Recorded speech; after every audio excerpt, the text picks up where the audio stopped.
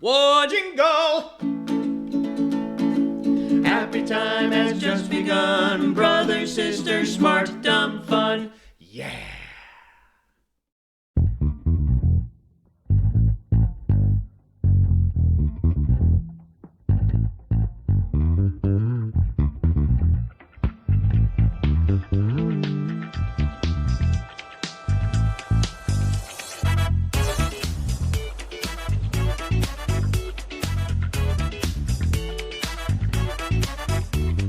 What are you doing, Ann Brothers?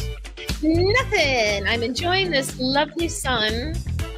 And yeah, That's cool. I'm glad this whole week is going to be like warm and warm for March and sunny Yes. for March. I think that's awesome because I'm ready. I don't know about you, but I'm fully ready for whatever happens next, I am so 100% over winter.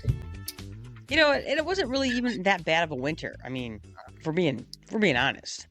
So, well, it could have been. I mean, like, I was looking at my sister-in-law Liz. I was looking at her Facebook page, and they have like 3 feet of snow up in the Traverse City area, and it's even more up in the UP. So I'm like, it could have been much worse. I know, but still, I wanted to. Marquette got 22 inches on Wednesday. And Yeah, did you see that thing?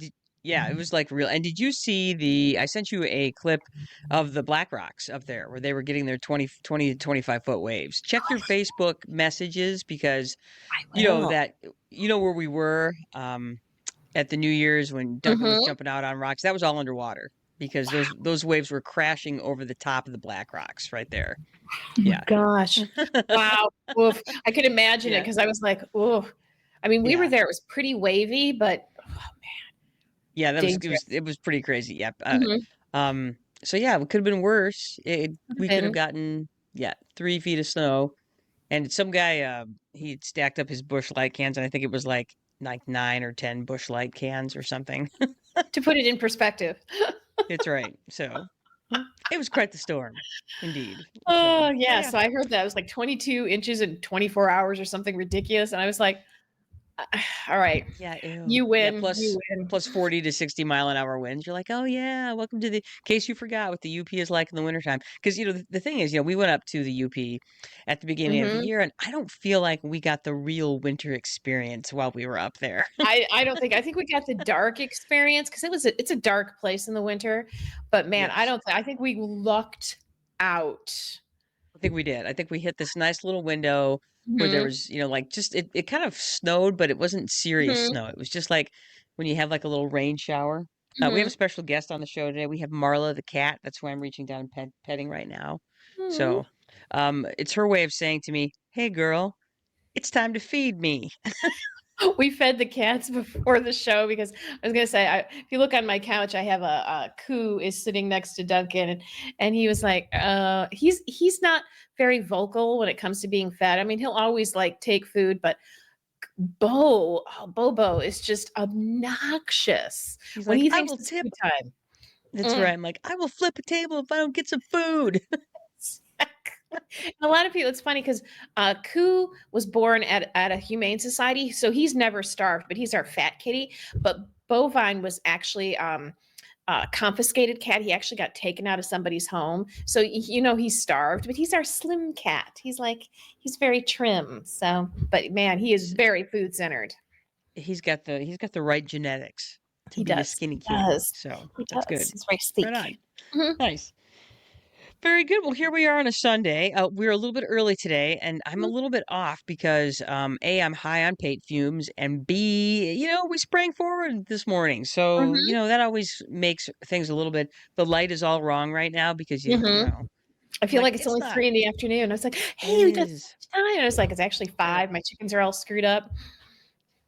The cats are screwed up. The chickens are screwed up. We're all screwed up. So here we go. I wonder if we'll ever stop doing this. If we'll just be like, hey, let's just leave it alone. It would take.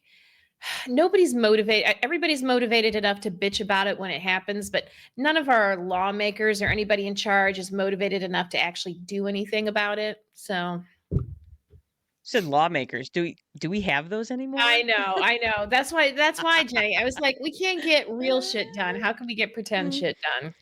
That's true. So, Mhm. well, excellent point. Excellent point. So anyway, here we are at the beginning of March. Well, is this second week of March, second Mhm. weekend of March, and we're talking about books today. We're gonna go all book nerd today. You and I have each picked out a book and kind of a half to Mhm. kind of deep dive into today. So that's what we're working on. So it should be an interesting read. You and I, you of course are the Readosaurus Rex, and I'm more of like a not really a read dinosaur. I'm more like a read, I don't know, chicken, which is the evolved, less advanced species. I like a little T-Rex with my book right next to my face because my arms are too short. That is correct. That is correct. Well done. So yeah, let's jump into this, shall we? Mhm. Okay. All right. So Anne, you want to take us through the welcome to our guests? I do. So welcome and/or welcome back. We are Anne and Janice Brothers. We're sisters, and our last name is Brothers. And we couldn't resist the opportunity to market that. So here we are, the Brother Hello. Sisters. I know. We're in our 50s, Generation X. Thank you very much. Which means in the 1980s, we wore a shirt or a dress or a blouse or a blazer that had huge shoulder pads. And it wasn't unusual to have like a blouse with huge shoulder pads, with a sweater with huge shoulder pads worn over that, and then a blazer with huge shoulder pads on top of that. So, but before you make fun of me, it really slimmed the waist, is what it did. So It yeah, did. Yeah, exactly. and So couldn't get away from it. yeah, and the 80s, were big we were into our blazers in the 80s. That's We all I were. know. Very much so. My dad really. My mom and dad want. My mom and dad wanted us to look nice at church so people wouldn't know we were poor. And so for Christmas, we always got a nice outfit, like, like separates. We got the skirt and the matching blouse and a blazer and the matching tights or socks or whatever. So we had a ton of that sort of clothing when we were growing up. And then we went to a Catholic school, and on first Friday of every month, it was dress up day. So you got to dress up and you didn't have to wear your uniform. So we always, hauled out our finest, what is I it? like how you say we got to dress up instead of we had to dress up, because for you it was we got to Had dress to up, and dress for up. me it was I have to dress up. And it was like, it's like Jenny would let me pick out her clothes. I loved my uniform so fucking much. I I, loved that thing. I'm like, it was the greatest. Honest to God, it was the greatest piece of clothing ever created by human hands. It was indestructible. You couldn't stain it. You could barely rip it, and it was there every day, day in and day out for 8 years. Oh, man, and I was the exact opposite. I hated my uniform. I mean, my parents, in fact, when I got to high school and I got to wear whatever I wanted, I exploded. I was the weirdest dresser. And my parents would make fun of what I wore every day. What's Anne wearing today? And then they would make fun of me. And the thing is, like, I was modest. My dress was always modest. I wore a ton of skirts and dresses because I love skirts and dresses. That's probably from the uniform. But yeah, I would wear the funkiest stuff. I have people that to this day that I'll see that I went to like high school or a teacher, and they'll be like, "Oh, you dress so interestingly." I loved it. No, Couldn't I wait to simply get out of swapped. uniform.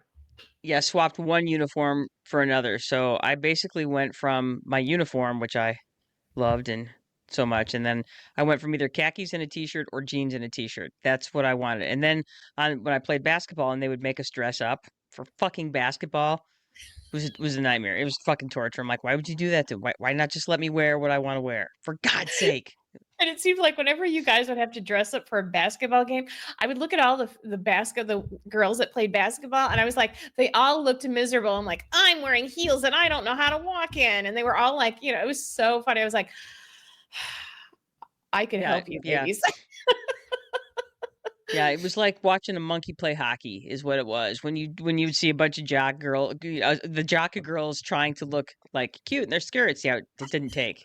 None of you wore skirts except for maybe like Karen, but the rest of you all wore, khaki pants or whatever with the pleats because it was the 80s. Because it was the 80s and it was high-waisted pleated pants, even though Mhm. high-waisted pants are in again, which I think is Right. hysterical. I think that is too, but yeah. Yep. Oh So you man. see all The these cute little Blazers. Gen Zs with their giant high pants. I'm like, that's so awesome. It did come back. I knew it would. It did. Sorry, I interrupted you. I just Oh, thought that I'm was so sorry. And yeah. I got off Mhm. on a track because we were talking about clothes. We We were talk talking about about yes. smart stuff, dumb stuff, and fun stuff, or any combination of the three. We're not cool, hip, or sexy. Jenny, you and I are vintage. Hey, because Mhm. that means we're not antiques. Vintage is cool too. So Yeah, it is. So it's yeah, a way to say cool, hip, and sexy in one word. So there you go. nicely done. Yes. Uh-huh. We're not a true crime celebrity or influencer podcast. Maybe we will revert to one of those when we run out of things to say. But based on the last 10 minutes, I don't think we'll ever run out of things to say. No, we literally just talked for 10 minutes about the fact that we summed up who we are as people by our uniform or not uniform choices. Exactly. We've been told we're good to listen to when you want to learn things about stuff. And maybe you just need an hour to pretend it will all work out. That's hysterical. That's Keep the awesome. dream alive. Yes, that is Uh, correct. So this podcast is not G, PG, or even PG-13. It's, we've already sworn a number of times, at least I have. So, and we're going to probably swear a little bit more today because we're going to be talking about some fucking awesome books. Fucking Uh, awesome. Join us on our website, Spotify, Apple Podcast, iHeartRadio, and Amazon Music. Like us, follow us, hit the bell, smash it real hard, and leave Smash us a that puck. review. Smash it. Yeah, Give do us your that. feedback with our questions and answers and our polls. And hey, Alexa, play us. She will, because, somebody's going to do what we ask. Might as well be her. I think Siri, technically Siri, would play us too, because if you're like on Apple Music, you can be like, Siri, play the Brothers Sisters, and then we'll pop up. Um, we will also appear on Chat GPT. That's right. If you Oh, type in something about the Brothers Sisters, it will talk about the duo, so it knows that there's two of us. man, that JTP, it's going to rule the world, isn't it?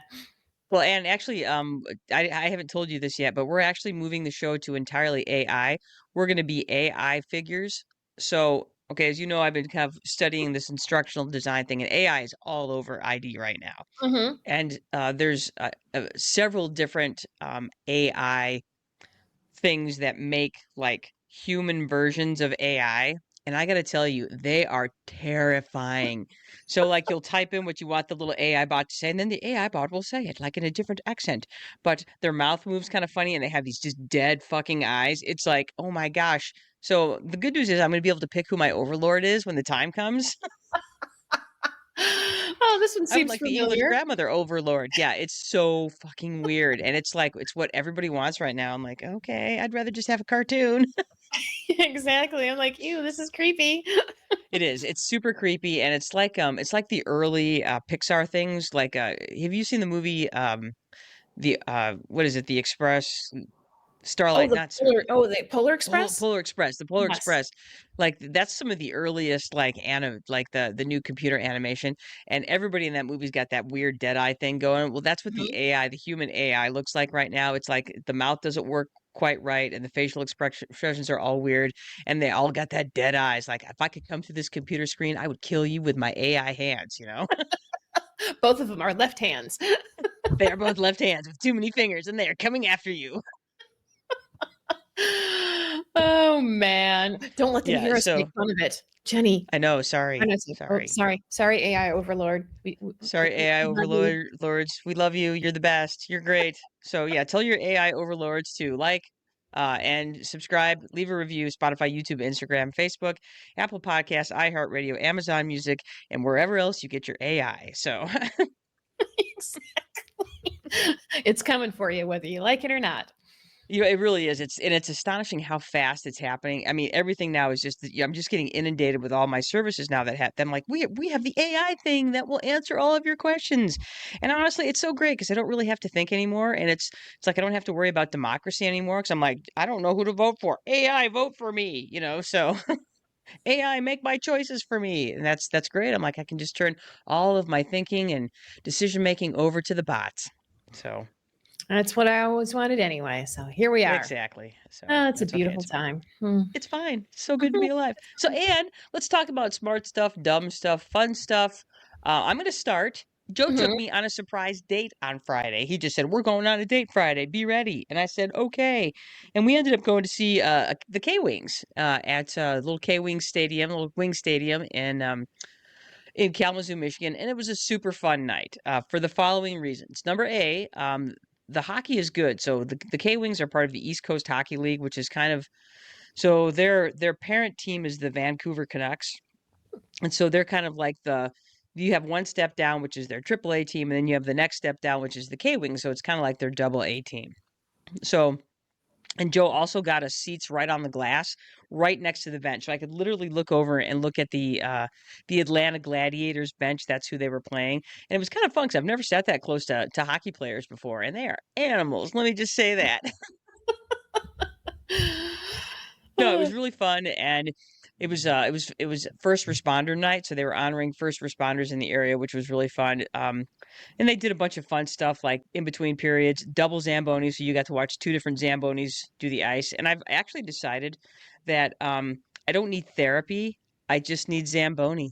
That's all I need. It's like Well, you're yeah. anxious, watch the Zamboni clean the ice. Not feeling good about yourself, watch the Zamboni clean the ice. If you think maybe you need a new start in life, just watch the Zamboni clean the ice. It's a whole new start.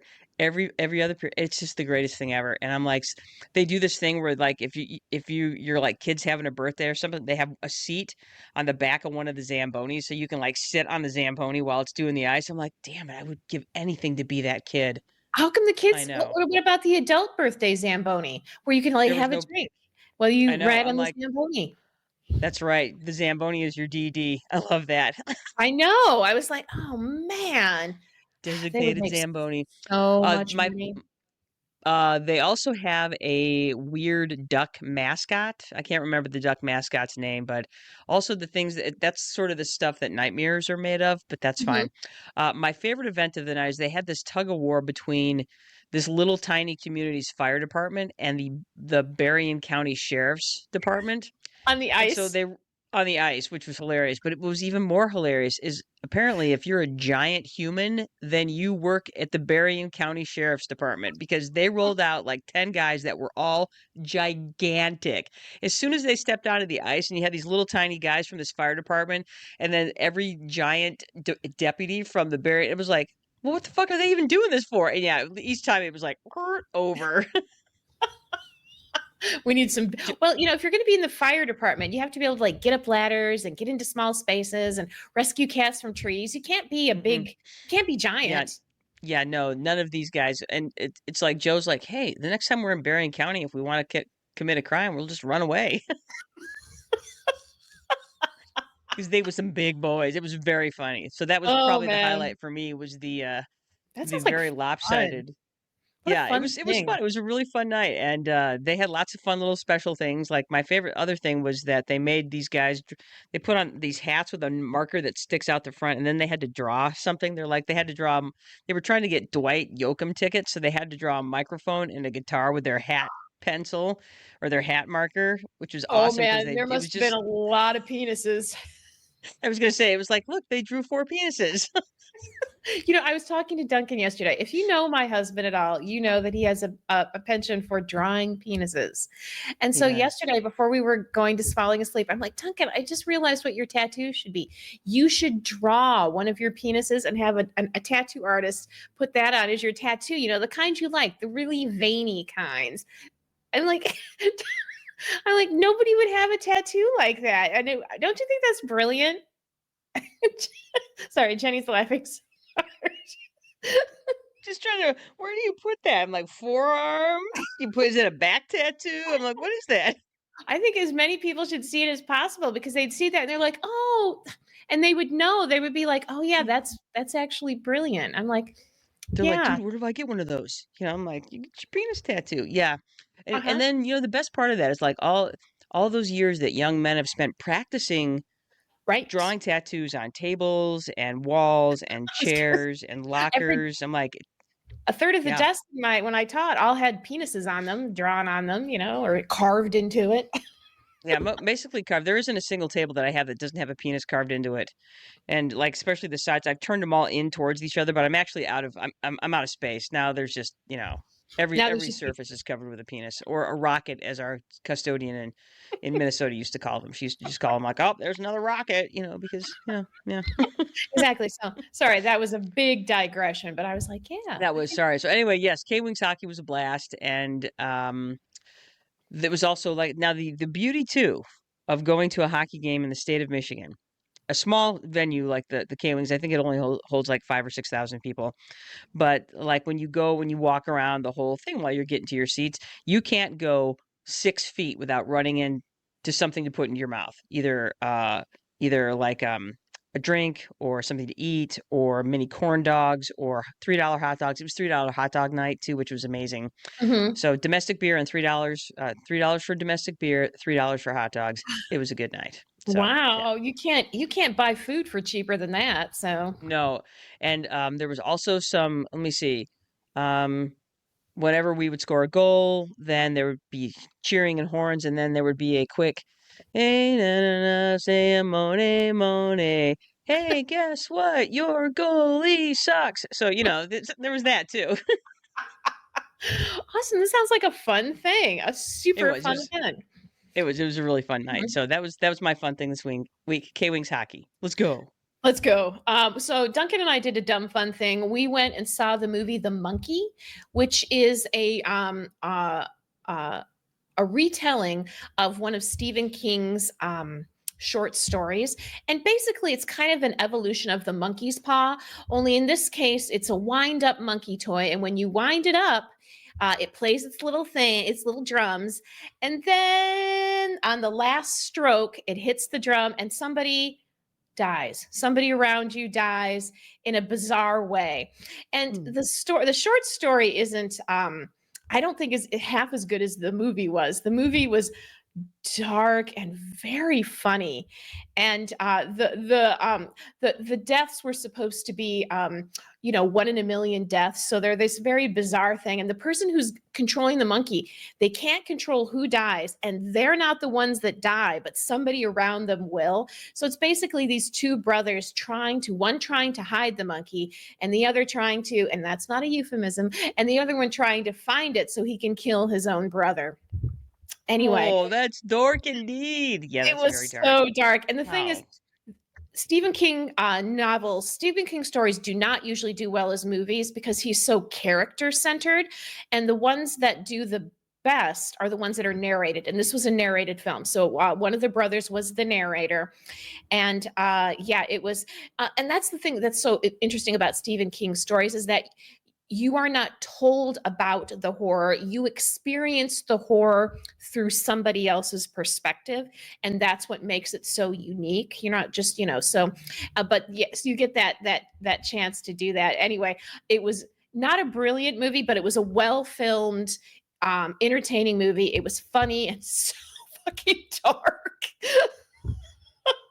So if you like horror movies and you want something that What is it? Was it Monkey Shine? Is that the story? I think it is Monkey Shine. Okay. Yes. Yeah, and Yeah. it was Yeah. in the God. Skeleton Crew, his collection of Yes. short stories and Skeleton Crew. And I remember the Yep. story and I was like, but I thought this movie was actually a much better than the actual original story. So, Well, the thing about he doesn't knock it out of the park every time. right. That's the thing about Right. Stephen King, and And that's it was a you perfectly know. good, scary short story. The idea of it is scary, this randomness. Basically, that's what's scary about it, is this random, that you could die in this random, weird way, so because it does happen to people. But yeah. And then the monkey character, the little monkey toy is terrifying. But oh my God, it's so many like little short, like the one guy that was in Parks and Rec who played Amy Poehler's boyfriend that she ends up marrying. Oh, Adam Scott. Adam Scott has this really short part in the beginning, and he runs into this toy store, and he's covered in blood, and he's got this monkey, and the guy at the counter looks at him. He's like, "Don't worry, it's not even my blood," you know. So that's how it starts. So right then and there, you know exactly. I'm like, this is going to be a bloody movie, and it's going to be a dark humor movie. So if you don't like it, you should go get your money back right now. Right now, just so where you know, Just so you know, and that's it's good. not going to get better. This is not this. No one's gonna be okay. So Mhm. yeah, I love that. Yeah, no one's going to be okay. So anyway, it was dumb and fun and well filmed, well acted, a very amusing story, and it was just a fucked up little tale, and I truly enjoyed it. And I love the toy as horror genre. Me I think too. that's just great. I'm like dolls as things that are terrible, and Hmm. this case monkeys, Jack in Hmm. the Boxes, haunted Hmm. toys. Yeah, that's there's something to be said. That's what one of the reasons I love Cabin in the Woods so much is that there's a whole thing of haunted objects in that movie. So there you Exactly. go. Yes. Hey, should we talk about books now? Because Yeah, like let's we're talk about some literally books. 25. We're almost halfway through our broadcast, and we haven't spoken about a book other We have than only like talked about we're going dumb to talk stuff. about books. I know. Well, that's what we do, and Hmm. I don't know. I just feel like the way things are right now, it's real easy to slide into dumb stuff. Yeah, super easy. It's just a Yeah, because I'm not nice sure, breeze. eh, and I think we're probably going to have to change our name to just dumb fun stuff because you get punished for being smart anymore, and I hate that. Yeah, I was gonna say the intellectual is out of style. It is. Hmm. It's not okay to be smart. So, but Hmm. we're gonna continue to be smart because I can't Damn it. help it. Okay. Me Yeah, neither. I Me know. neither. And should we talk about some books? Yeah, let's talk about some books. Okay. Let's start with you. All right, so I just recently finished this book. It's called Mischievous Creatures: The Forgotten Sisters Who Transformed Early American Science, and it's by Catherine McNewer. And I actually found this book, Jenny, when we were in Chicago. I found Nice. this book at the Unabridged bookstore in Chicago, and it Which had is a everything. fantastic bookstore. If you're in Chicago, go to Unabridged Books. Yes. So I read the synopsis of it, and I was like, oh, this is exactly what I want to do. So this book is a rediscovery of the Morris sisters. So it's a biography, nonfiction, a rediscovery of the Morris sisters. Margarita Hare Morris, who was an entomologist, so studied bugs, and her sister Elizabeth Carrington Morris, who was a botanist.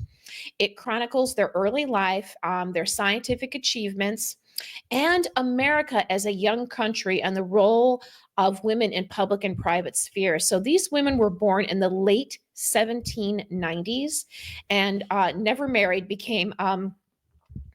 grew up basically as America was growing up, and how America was treated as this kind of, country bumpkin, younger cousin of Europe, and how they were able, despite the fact that they didn't go to college, were able to make these major scientific discoveries, but were forgotten.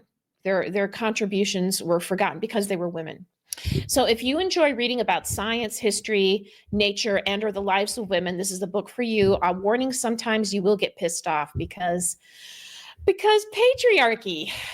It's Patriot. Well, and that's one of the it's one of the really dark things about women in the past is that you have just tale after tale after tale of women in science who are basically ignored, forgotten, overlooked Mhm. because Literally of have their ideas stolen from them. it. Mhm. You know, yeah. I mean, yeah.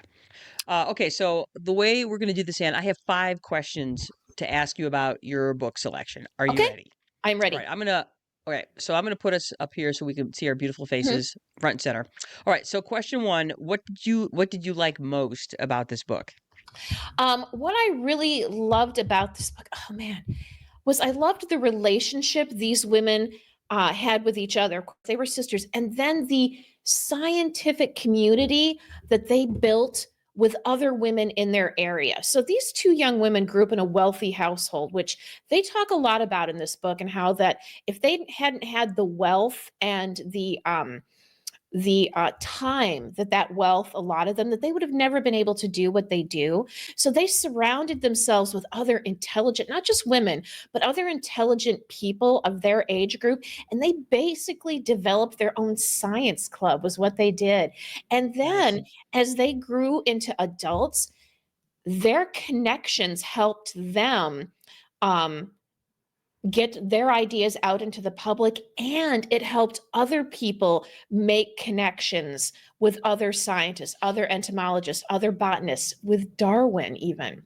So Ooh. they not only developed their own scientific selves, but they helped expand science in America, especially in the Philadelphia and on the East Coast. So that's what I really loved about that, was that they were super, super willing to bring other people into their circle, and then and send information out into the world in a time and place where we can be very secretive about what we're studying and doing so that other people won't make money on it. They were all about sharing and learning through others. So it was really, that was my favorite part. Wait a second. You're telling me that they found value in just sharing scientific discovery? Yeah, they did. They found Hmm. they were they published a ton. They both published a bunch of work in local, when magazines were a thing, magazines and newspapers. So they both published a ton of work, and basically a lot of, like, both of their discoveries were very focused on agriculture. And at the time, America Hmm. was an agriculture place. So Oh, what they were definitely. studying and doing was helping other people grow food, basically. So, their discoveries about wheat flies and 17-year cicadas, and all this was, this was helping people in their community grow better food.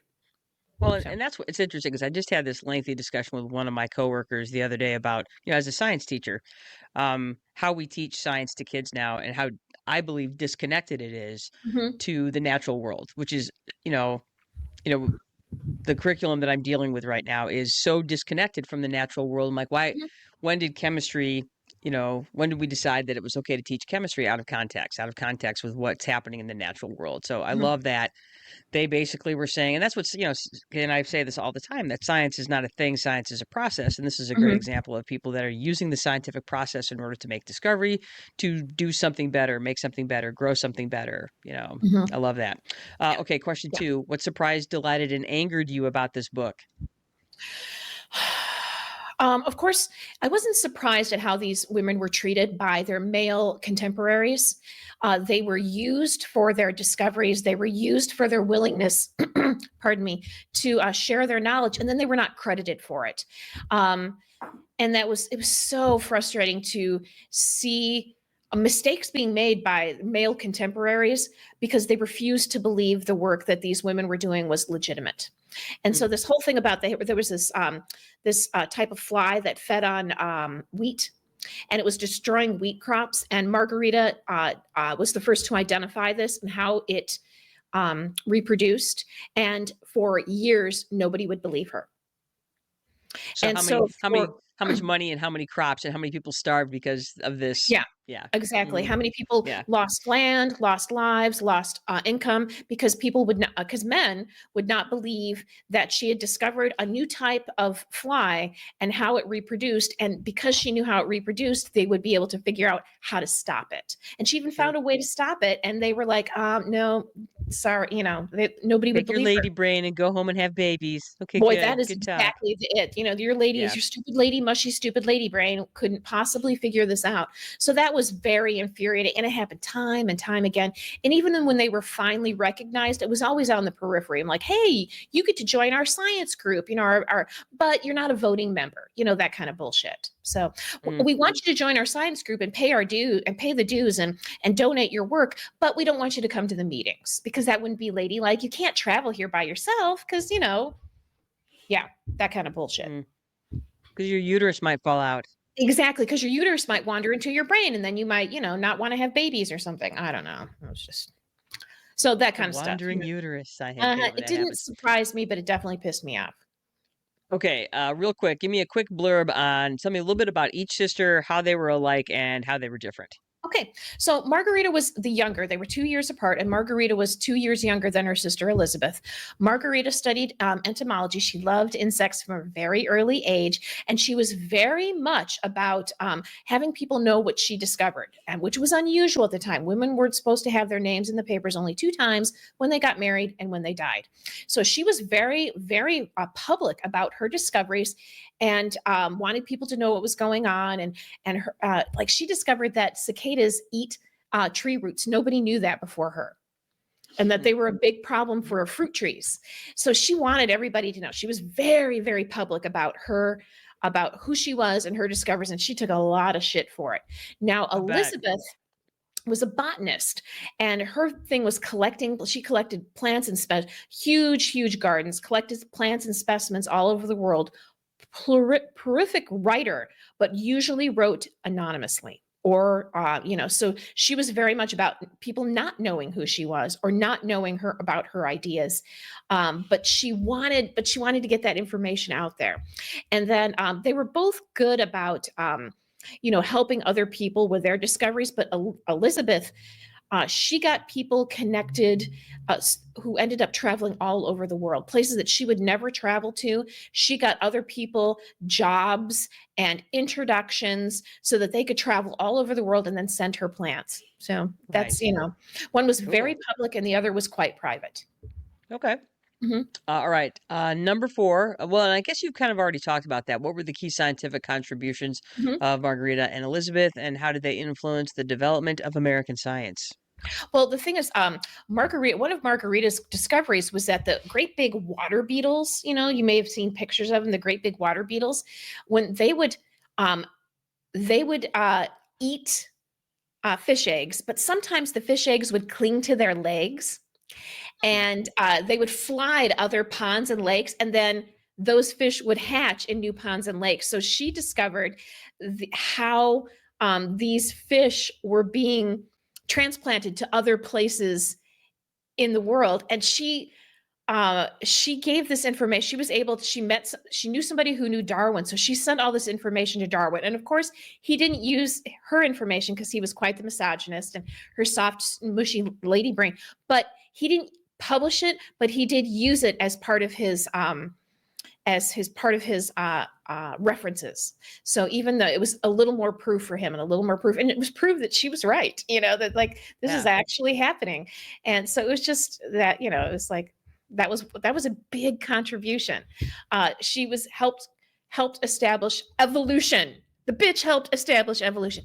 And the funny thing is, like, sometimes men would use both of the information from both sisters to justify their own discoveries or publications, and then they wouldn't cite them, or they would cite them, but then the next person to read that book wouldn't cite the sisters, they would cite the newest author. So that's kind of how they got lost to history, is that even though they made all these discoveries, nobody was citing their work. They were citing the work that they helped contribute to male scientists. Gotcha. So that basically answers question 5, which is, why is it we never hear about these amazing Right. women? Patriarchy. Mhm. Cause the Yeah, patriarchy. and here's another thing. Science in America wasn't taken very seriously by Europeans, and American male scientists were very worried that if women were taken seriously, then they wouldn't be taken seriously. So Great. if we have women making contributions, that will just be another reason why European scientists make fun of us. Yes, because we're not Awesome. serious. We're so not serious, we let women think, and we just can't have that. That was another very big motivator. So And we're the worst. I know. The I know. worst. Mhm. Yeah. So Yeah. that's why. Okay. All Yeah. right. So this woman was the woman that wrote the book. She was researching the tree of paradise, which is kind of a not invasive species, but it grows out of buildings. It's like this urban tree, and she was focusing on that, and she kept finding notes about Elizabeth Morris. She kept finding like this. She's like, who's this Elizabeth Morris? And it took her down this rabbit hole. And that's how she discovered these two sisters. Because they were, they wrote a ton. They wrote letters, they wrote articles. So there was a ton of their writing around. Just nobody had put it together into one source. And Interesting. so that's what she did. She spent all this time all over Philadelphia and Germantown and all over the East Coast looking them up. And she found a ton of their stuff. It was there. It just, nobody was looking for it. And then the author also talks about how here was two women who had the time and the money and the resources to leave all this writing, but she's like, how much have we lost from other scientists who were, uh, Who were they were poor, who just who didn't were have the poor, resources. who didn't have the resources, who were minorities, all this stuff that we've probably lost because they were even more marginalized than these two sisters. There's no way of knowing, but Right. it's like the book I read a couple years ago. It was called Isaac Storm. It's about the Galveston hurricane in Mhm. 1900. And it was interesting because the Cuban National Weather Service had forecasted that. They said Mhm. this hurricane's going to go here. The Cubans were the foremost experts in hurricane science because they'd been hit by a bunch of hurricanes. Canes. And of course, the National Weather Service was like, "Oh, no, that can't possibly be. It's just Cuba." And again, Yeah. had they listened to Cuba and put the warnings out like they had, they could have literally saved thousands of lives. But Right. they didn't But they because didn't. Cubans. Yeah. Because those So, are yep. Cubans, and Because yeah, Cubans, so they that's couldn't possibly know anything about anything. Yeah. exactly. So that's kind of what Yep. this was, is like, oh, we couldn't possibly know because they're women. Or so anyway, it Yeah. was a very good book. She did a All really right. good job of addressing not just who these women were, but who America was, and how they were affected by their own cultural position. Cool. Mhm. Cool. So, all right. So I'm going to go ahead and jump back to this slide real quick. I'm going to throw this back on. Mhm. Boop. There it is. All right. So your book is called Mischievous Creatures. It is by Catherine McNeuer. Catherine McNeuer. Okay. And you're also going to talk about banned books. We'll do that after a Mhm. second, which is another book. That's your little mini book that you're talking It's about. my baby book. So the two books I've read recently are Ina Garten's "Be Ready When the Luck Happens" and Adam Higginbotham's "Challenger." And I'm choosing today to talk about Ina Garten's "Be Ready When the Luck Happens." Not that I thought it was a better book than Challenger. Challenger is actually a better book, and man, it just deep dives into the Challenger accident in 1986. Takes you through basically start to finish of the space program and just what a mess it was and all of the organizational mistakes that led to that very avoidable disaster. The fact that launch ever took place, it's I honestly don't know why people aren't in jail because of that, because it was essentially manslaughter. That was my takeaway from that book. So I wanted to talk something a little bit more light today. So I'm going to go with Ina Garten's "Be Ready When the Luck Happens." So let's talk a little bit about this book. A quick synopsis. Be Ready When the Luck Happens. It's Ina Garten's memoir. Ina Garten hosted the show Barefoot Contessa for a number of years, which was on the Cooking Channel. And this book talks about her journey from being a government policy analyst for the Ford administration. And she essentially decided that she'd had enough of that, and in the process has literally become a culinary icona queen because she's an icon and she's a queen. She's an icona queen. So she shares her stories of risk taking, including her decision to buy Barefoot Contessa because she kind of did it, not necessarily on a lark, but basically decided to give up a very comfortable Washington existence in order to do this. This was a food store on Long Island, where they did not live. She basically saw an ad in the paper, but we'll get to that. Saw an ad in the paper, her and her husband Jeffrey went to look at it. They made an offer that they thought that the woman that owned it would never accept, and she called him the next day. She was like, "I accept," and then she was like, "Oh damn, what have I done?"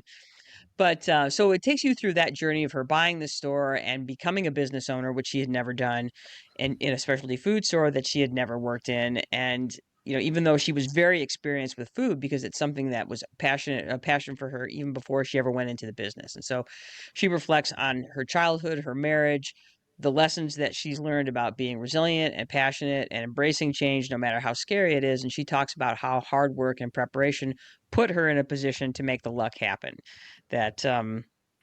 That she for many years just had attributed it to being lucky, but when you look at what she did, and she finally acknowledges the fact that yes, her hard work and her preparation put her in this position for things to keep happening for her in a positive way. So that's what this book is about. So there you go. All right. You So had 5 questions for me. I did. So Jenny, why did you choose this book? Because I love Ina Garten. I Mhm. want to be Ina Garten when I grow up, or at least I want to be her neighbor in Long Island, so she'll invite me over and let me eat stuff. I started watching her show years ago. Actually, Mom actually kind of got me started on her show, and there's some things that I really liked about the show right off the bat. She's a really easy personality to like. She's laid back. She's not like, look at me, look at me. She basically has this kind of the same look. I really like the fact that when she cooks something, she doesn't short she will take you through the dish start to finish. A lot of these cooking shows, they'll take you through some of the recipe, but not the whole recipe because they want you to buy the cookbook. That's not really the case with her. She would put that stuff out there, take you through from start to finish. I like the fact that she's easygoing. I like the fact that though she uses some really great ingredients, she doesn't make you feel like shit for using the stuff that you have in your kitchen. And that's one of the reasons I like her recipes is that she has geared them towards people that live at home and though I do not have a fishmonger, I can still use just regular fish I get at Meyer and make something really yummy out of that. So that's one of the reasons I wanted to read this book because I'm fascinated by her story. I knew she was a Washington person. I didn't really know what she did specifically. She basically analyzed. She was an analyst. I can't remember which department she was in, but yeah, an analyst, and it sounded super boring. She hated it. So yeah, I think she was in I her was like, uh, just saying it makes me bored. totally. So she was in her late 20s at the time, early 30s when she decided to leave Washington. So anyway, yeah, that's what I chose to read this book because I just think she's a really interesting lady. Excellent. Excellent. What did you learn about her from reading this book? There's some things that really surprised me. The first was that she had a really terrible childhood, and her parents were emotionally abusive, especially her father, probably physically abusive as well, and her mother could be described at best as being ice cold. And Oh. her dad was a doctor who did not want to have kids. He had kids and then basically said, "Yeah, I'm really sorry I had you guys because I don't get to do what I want now." So there was a lot of really extreme.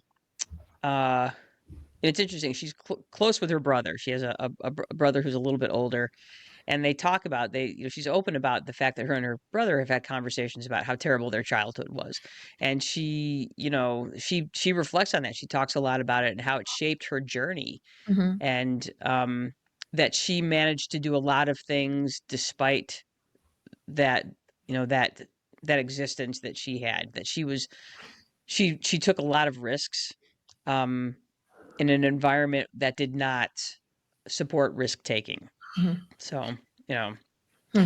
yeah. Mm. So That's that's very one of the interesting. things I learned about her. And I also learned that the woman is generally fearless. I'm like things that most people would shy away from. She took them on and hoped for the best and worked for the best. So Wow. yeah, yeah. All right. Is there anything that surprised you about Ina Gardner? Um, that surprised me about her. I was surprised that her and Jeffrey almost got divorced. They Oh. actually, when she first bought the store and she was working to make this store, to master it and learn it. And you've owned a business, so you know what that's Mhm. like. You know the work. And the Barefoot Contessa store that she bought was already very well liked and so she had to learn how to keep this business going and then continue to move it forward. At the time, Jeffrey was still living in Washington and was commuting on the weekends to be with her. But again, the weekends were some of her busiest times, and so she was felt torn because she was having to choose between this marriage or this store. And so there was a time when they were separated for a number of months and she was toying with the divorcing so that she could put all of her energy, physical, mental, emotional energy into her business. Mm. And it was interesting. Her relationship with Jeffrey is really interesting because when they first got married, he was more of a father figure than a husband. And one of the things that they had to learn to do in their marriage was to be a married couple and that she had to learn to stop relying on him to be this father figure. He's a good dude, that's for sure, and super smart. Dude, the man is, they're both really brilliant people. But it surprised me how close they came to ending their marriage. This, because Jeffrey is basically an institution if you watch the show in Barefoot Contessa, and he comes across as kind of this guy, but he's actually super smart and has led colleges, and he has led departments, and he's been Washington. He's been an insider, and in for presidents. So the dude, yeah, what we see in Barefoot Contessa is a far cry from who he is as a person. That's for sure. Okay, so I didn't put this on the questions, but do they have children? They do not, Mhm. and they chose not to have children. Ina Garten actually talks about the fact that she chose not to have children in large part because of her own childhood. And as she continued to grow her business and started to become successful, there simply was no room in her life for that. And she does Mhm. not, she talks about the fact that she does not regret not having children. She's very happy with her life. And when you get that sense, because they've been able to build this really great existence for themselves in Long Island. They have an apartment in Paris that they bought and restored. They travel freely. Mhm. She's a world traveler. She's mega famous. She got to go to a Taylor Swift concert and hang out with Taylor Swift. Okay, Oh, ooh. Did you bring cookies? she should have. So yeah, and I think it's that's an that's one of those things where people will judge you if you don't have kids, Mhm. um, or they will judge you if you have kids, or if Mhm. they will judge you if you have the wrong number of kids. So I think she's actually really open, and she talks a little bit about that in the book, but she doesn't dwell on it. But Mhm. I get why she would shy away from that, because Mhm. especially when she was developing the brand Barefoot Contessa and expanding her store right during those years that you're supposed to be Mhm. having kids. It's like she wanted something for herself, something that she was passionate about, and I love the fact that she really went after that. I think it's really cool. Yeah, that Yeah. is. What did you learn about yourself after reading this book? Oh gosh, that was I actually it's so funny because I have my little notes thing of the Mm. questions. I couldn't answer that question. Mm. Um, and I think part of it is that I don't know maybe the fact that I found okay. I learned that I have things in common with Ina Garten in terms of uh I've been one to sort of pick up and do things and go places, and be like, I'm going to go do this now. And then I go do it. Or I'm going to move here now. And then we move. And then, Mhm. and so I get, she talks a lot about embracing change and be willing to do that. And that's something I feel like I do well. I don't know. You know me. Maybe I do, Mhm. maybe I don't. I just feel like it's so funny because I don't like to change my furniture around, but I'm perfectly comfortable moving. Mhm. Right. Like, what the fuck does that say about me? So, and the other thing is that as I was reading this book, and I really love to be in the kitchen.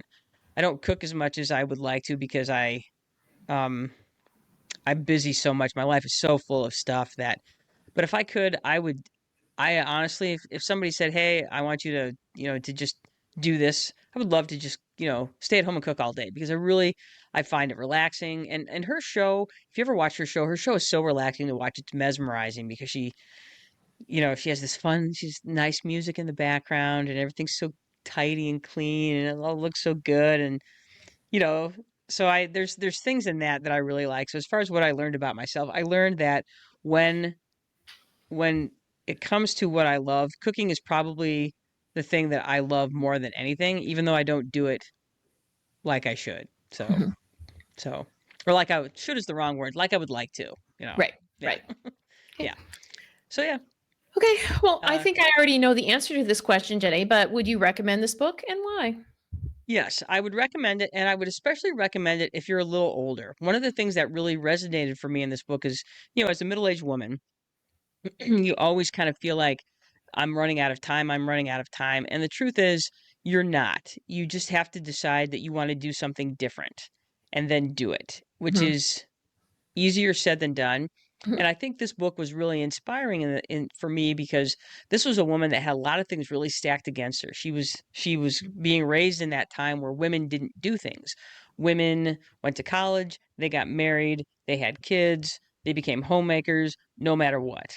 And what I liked about, to me, if you grew up in that, and you and I grew up sort of right on the edge of that, Mhm. we kind of we were born in that time when women could do other things. Our mother did not. I think and I actually had mom read this book, and she really liked it, and she did relate to many things in it.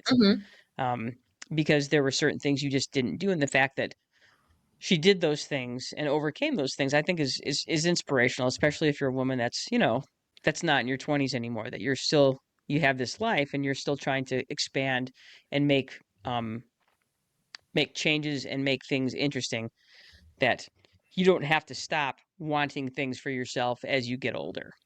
So, and Very what good. I liked about Ina Garten is that, she never wanted to be that was one of the other things that surprised me. She was not ever really interested in a TV show. What she was interested in was running her business and writing cookbooks. That's the thing.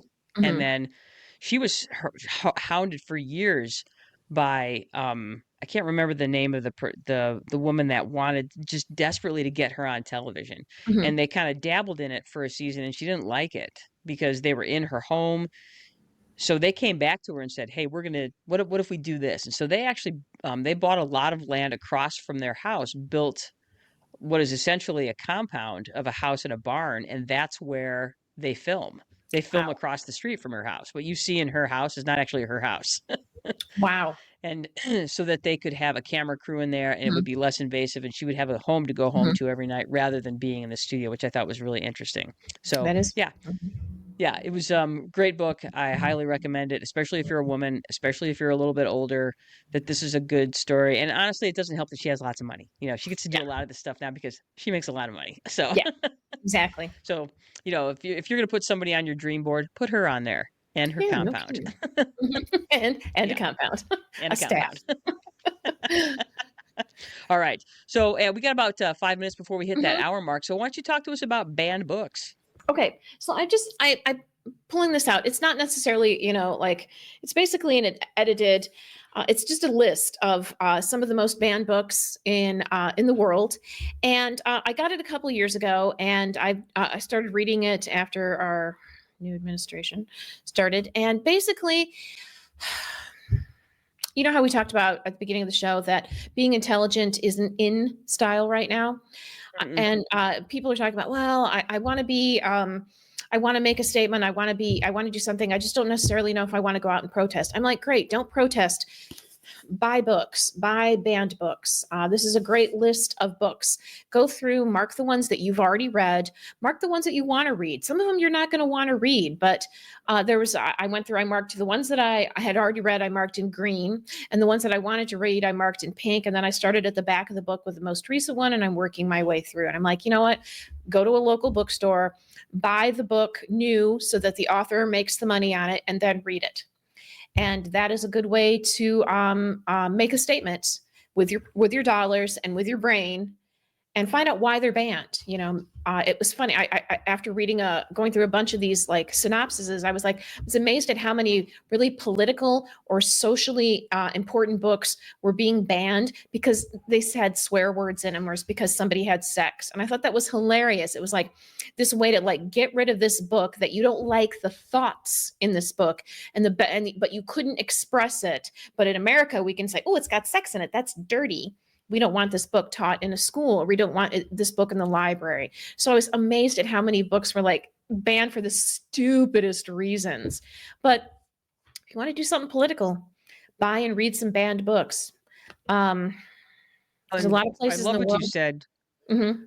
I was just saying, I love what you said about buying your books local. Um, you know, one of the things about this administration, we don't get political very often, but I'm just going to say this, is that we have this oligarchy it's actually been present for years. It's just this oligarchy is really making themselves known in our current Mhm. administration. And one of those guys is Jeff Bezos. And so if you want to stick it to Jeff Bezos, stop buying on Amazon. Go to Mhm. your local bookstore. Every town has a local bookstore somewhere. Well, maybe not all towns do, but like, I live in Kalamazoo, then you should be going to This Is Not a Bookstore / BookBug and buying your books there. We talked about Unabridged Books in Chicago, fantastic local bookstore. Mhm. Um, Serendipity here in Chelsea, Serendipity Bookstore. Yeah, I just bought Ai Weiwei's biography / memoir about himself and his father. That was like, that was banned in China. So, um, right. they had to order it for me. Great, no problem.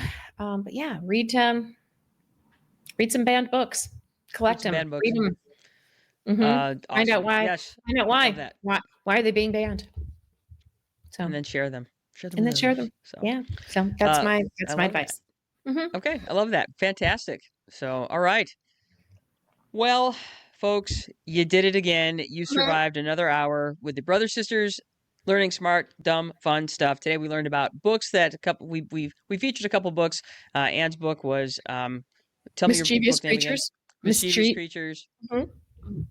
um, which is about the Morris sisters, scientists, awesomeness.